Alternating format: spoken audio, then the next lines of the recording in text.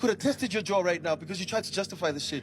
You could have tested my jaw. I don't think it's that strong. We had to have a conversation. What do you I mean? didn't come here to have a conversation. I came here to rectify you. Okay, give him the cameras, let him talk. What gives you the right to sit here and discuss another man's relationship and then have the opinion that they're a downgrade? It's not an iPhone 16 that you're comparing to an iPhone 11.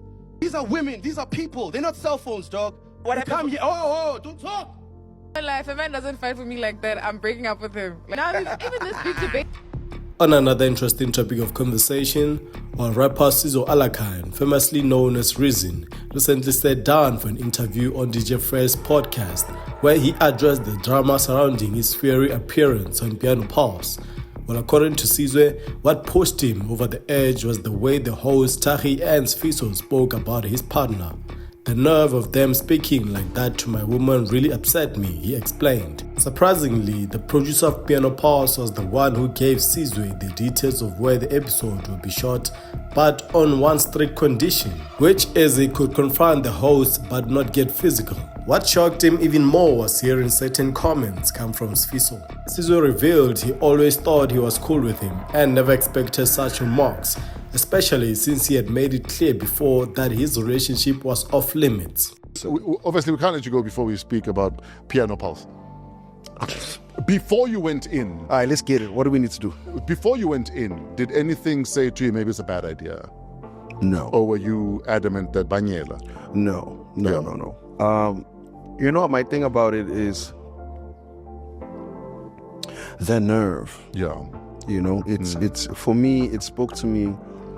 First of all, I think what drives me to that is actually being in the house with my person. Yes. Having to sit there and think to myself, damn, like these guys said this thing about me publicly. Yeah. You know, like that thing really hurt her. Like that thing was quite like, yo, can't believe someone can just openly come out and just and decide to value me like that and just scale me and put me on a scale and Like you're a meat market. Yeah, you understand what I'm saying? And I think and the weird thing is the producer, because I have a close relationship with her, she had actually given me the heads up after it happened, right?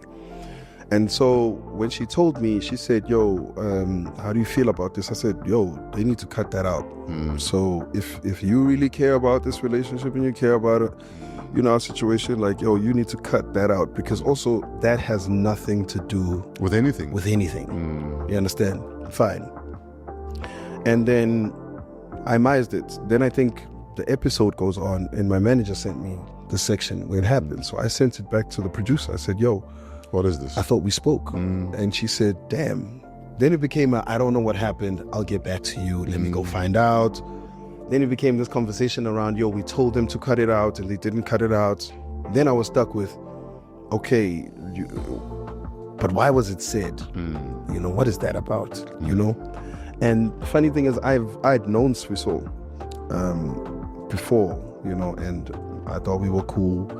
I thought we were, you know, on some level of respect that you wouldn't even talk about my Mary. Yeah. Forget the fact that you're going to compare her to my ex, but like, don't even mention. So I'm having a Zambak moment. Lips are dry.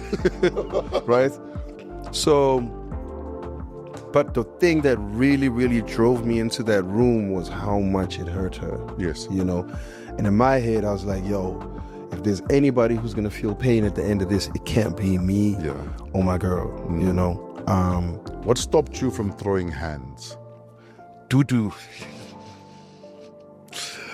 The producer. Yes. The producer said, so she had said, yo, so actually she had said, yo, you're more than welcome to come onto the show and have a conversation with the show. Like, the guys are sorry about what happened, but I think when she said the guys, she was talking about the team, the editors, like those guys there behind these guys. But I don't think she had the conversation with the main guy, because his reaction to me being there and him being lost in the moment really threw me off. But when it came to that, her chat was, you can come. Then I said, fuck that, I'm not gonna go.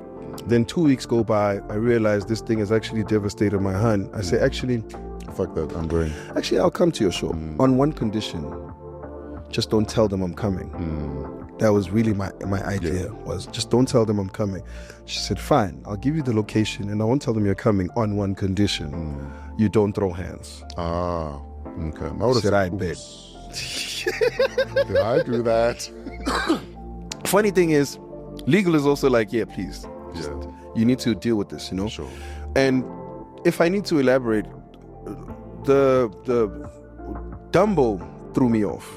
Dumbo on the right threw me off. Because I was there to address the adult in the room. I was there to address the older person, you know? So I don't know why this kid felt the need to defend it. But the rant took a left because my conversation was literally just going to address the one person to say, bro, this can't be what you're here to teach kids. This can't be your conversation at your age, you know. And I've seen a couple of episodes that they've had on the show. They've addressed weird conversations that they pretend to care about, like colorism and, you know, and stupid topics. And I was like, yo, a lot of the stuff that you guys talk about and you had very creative answers play into exactly what you were doing here. You know, you don't value women so much that you want to sit here and talk about, oh, which one is better according to you, or which one is, you understand? Like, and in my head, that was the conversation I was going to have. So I wasn't prepared to have somebody on my right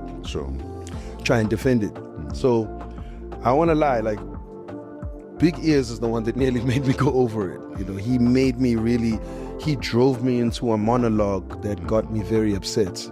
Not to get too deep, but I had a mission in a conversation. I genuinely was there to have a conversation. I genuinely was there to address it, like, in a very decent, I guess, let's be adults about it. Let's be adults about it. You guys made a mistake. Let me correct this mistake. You know, we can't sit here in front of kids and in front of young people and have this type of conversation. Yes, sir. We're perpetuating other conversations out there that are really not healthy, especially for the girl child, considering what the girl child is going through.